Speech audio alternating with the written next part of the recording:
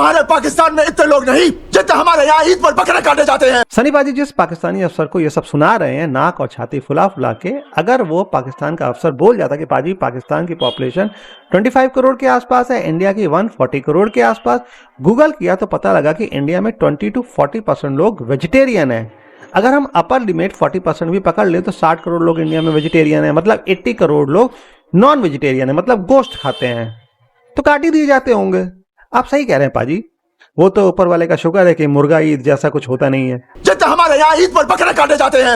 सनी पाजी का मारा हुआ ये डायलॉग सुनने में सही लगता है, फनी भी है, पर अनरियल है। अगर बकरा ईद में मानो कट गए 25 करोड़ बकरे इंडिया में और एक बकरा 10 किलो का, तो 25 करोड़ इंटू 10 250 करोड़ किलो बकरे का गोश्त, और उसे 140 करोड़ से डिवाइड किया तो पर इंडियन 1.25 kg 1.7 kg बकरे का गोश्त। और अगर एक फैमिली में 4 लोग मान ले तो 4 into 1.7 is equal to 6.8 kg mutton, 7 kilo के करीब बकरे का गोश्त हर इंडियन घर में बन सकता है अगर फ्री में बांट दिया जाए तो। मटन 700 रुपए पर केजी है आजकल, अगर उसे 250 करोड़ से मल्टीप्लाई किया जाए तो 1.7 ट्रिलियन इंडियन रुपीज। ओ, लगता है इंडिया की जीडीपी इसी वजह से 8.2 हो गई है, क्योंकि हमने एक दिन में 1.7 ट्रिलियन रुपए का गोश्त बेच डाला बकरे का एक दिन के अंदर। इस फ्रेम तक तो ठीक है, पर इसके बाद का फ्रेम जहां टैंक की नाल के अंदर से सनी पाजी के किरदार को दिखाया जा रहा है, किसको हंसी नहीं आई अभी तक।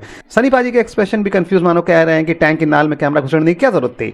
अगर सनी पाजी अपना मुंह थोड़ा इधर उधर कर देते, भाई दुश्मन का टैंक है पर नहीं, सनी पाजी को करेक्ट पोज देना है, फ्रेम के मुताबिक, देशभक्ति बाद में फिल्म पहले। जरा सोचो अगर सनी पाजी अड़ जाते कि नहीं देना है दुश्मन को ये नॉनसेंस पोज, इस पोज में गोला दाग दे।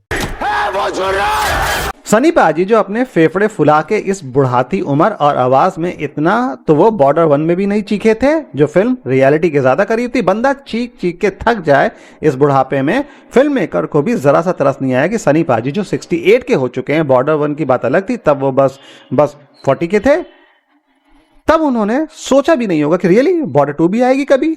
और क्या अब वो बॉर्डर 3 के बारे में सोच रहे होंगे? गदर 3 के बारे में तो जरूर सोच रहे होंगे। हम पूजा भले ही राम की करें लेकिन तेवर परशुराम की रखते हैं। अरे भैया, तो राम जी ने भी तो युद्ध लड़ा था सीता माँ को वापस पाने के लिए, वो भी कम योद्धा नहीं थे। थोड़ा क्रेडिट उन्हें भी दे दो, मंदिर तो राम जी का ही बनाए। भले ही हमारी तादाद कम हो सर, लेकिन ताकत किसी से कम नहीं। मतलब तादाद में कम है पर ताकत कम नहीं है, इसका क्या मतलब है? अगर दुश्मन के पास 100 फाइटर प्लेन है और हमारे पास 50, तो ताकत कम किस गढ़ से नहीं है? इंडिया पाकिस्तान की सेना का जब भी कंपैरिजन हुआ है तो इंडिया पाकिस्तान से हर मामले में आगे था और है, फिर वो चाहे जल सेना हो या थल या वायु सेना। इन पानियों में हिंदुस्तान का बॉर्डर है हमरंगा। इस डायलॉग को फिर से सुनो, इन पानियों में हिंदुस्तान का बॉर्डर है हमरंगा, इसका क्या मतलब है? क्या डायलॉग राइटर ने टाइपो एरर करा है और आर्टिस्ट उस एरर के साथ डायलॉग को बोल भी गया, या ये दोनों नौसैनिक खुद को हिंदुस्तान का बॉर्डर बोल रहे हैं? ये दो भाई बैटलशिप के गलियारे में डायलॉग बोलते हुए चले जा रहे हैं, भावुक होते हुए। थोड़ा और इजी टू अंडरस्टैंड हिंदी बोल लेते, इन पानियों में हिंदुस्तान का बॉर्डर है हमरंगा, कुछ भी। जब आर्मी, एयरफोर्स और नेवी एक साथ हो जाए तो फिर हमें कोई नहीं हरा सकता। अभी तो साथ ही तो होती हैं। कभी हुआ इंडियन हिस्ट्री में कि नेवी एयरफोर्स ने मना कर दिया कि नहीं नहीं हमें नहीं आना इस लड़ाई में, इंडियन आर्मी खुद अपना हिसाब देख ले?